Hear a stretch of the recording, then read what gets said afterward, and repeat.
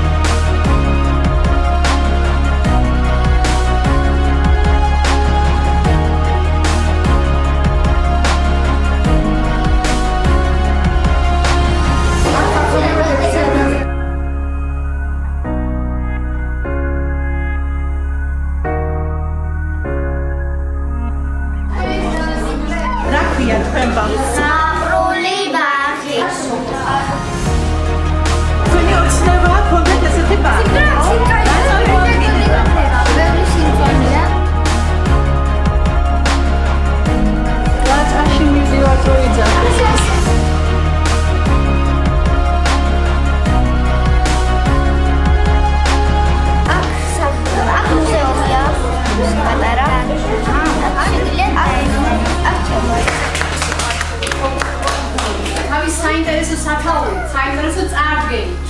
ცოტა და დასწრება.